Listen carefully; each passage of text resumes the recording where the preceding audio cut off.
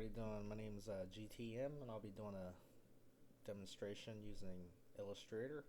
What we're going to be doing today is we're going to be we're going to be doing some character traces using vector art, and especially using our pen tool.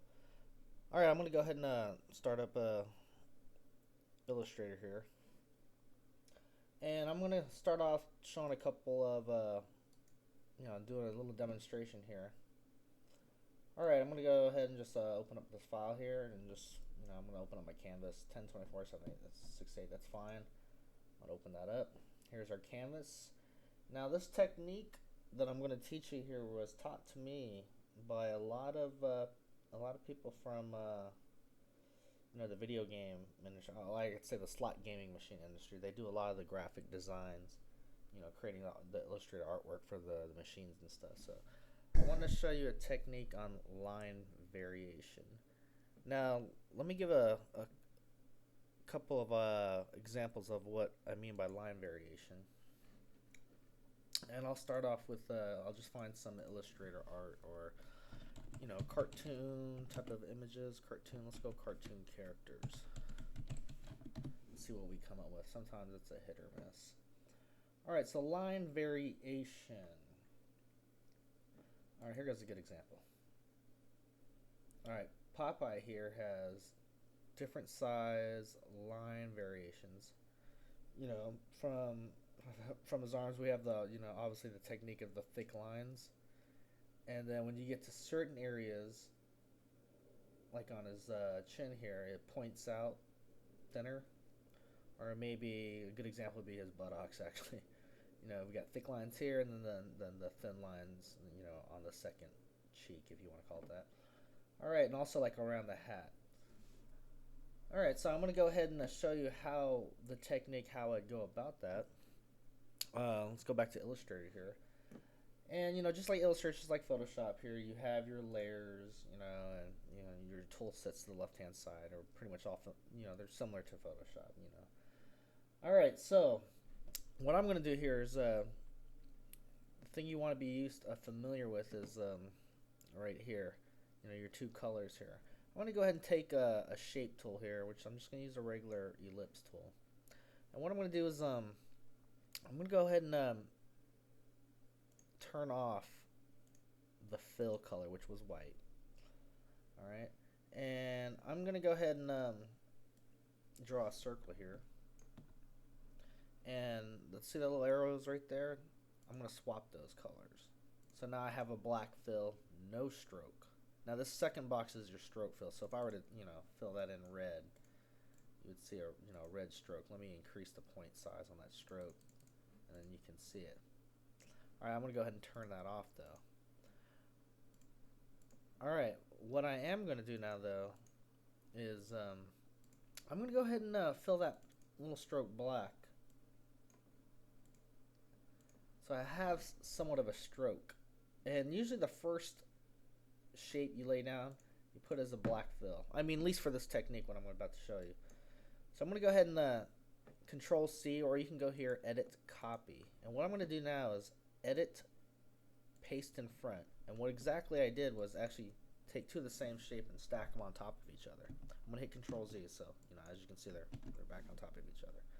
But on the top one, I'm going to go ahead and turn off the stroke and, maybe change my color to, I'm going to go over here in my color swatch. We'll go with like a green or something. And now what we have here is two different colors here. And with, we have a slight stroke on there. That's because I turned it on the back layer of the stroke on. But I did want to have a slight stroke to begin with.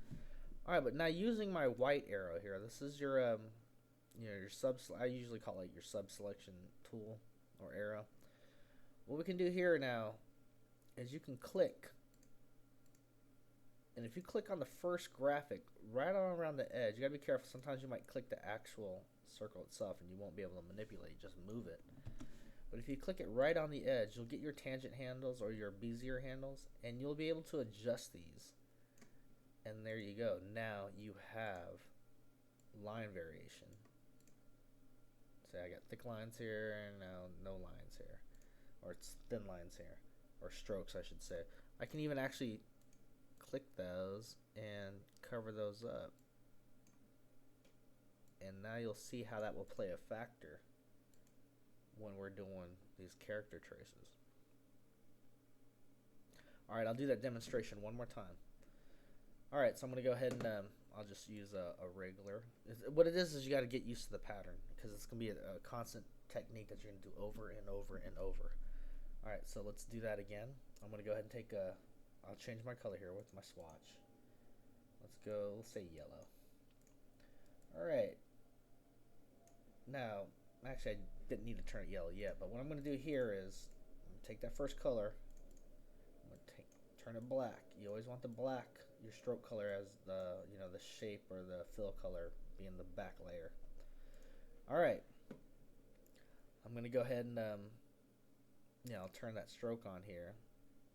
And if I want, I'm just going to go ahead and fill that, make the fill stroke, black as well. So I have the black fill and the black stroke. All right, and let's make it a little different. Let's just go ahead and increase the stroke size, a little bit thicker here. All right, so I'm going to go ahead and edit the copy, edit, paste in front. And now the second one, I'm going to go ahead and select. I have it right there.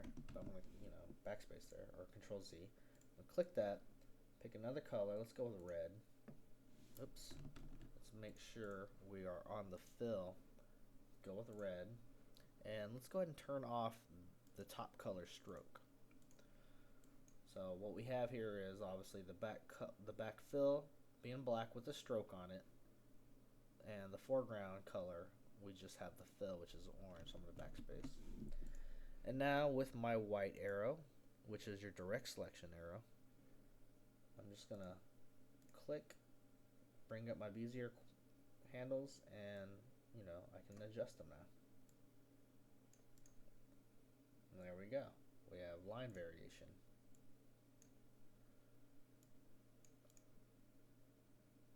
Alright. Hopefully that makes a little bit sense.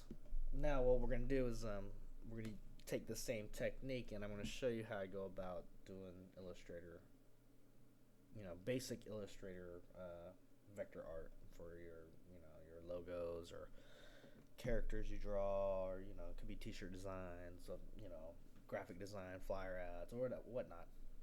All right, I'll catch you next video.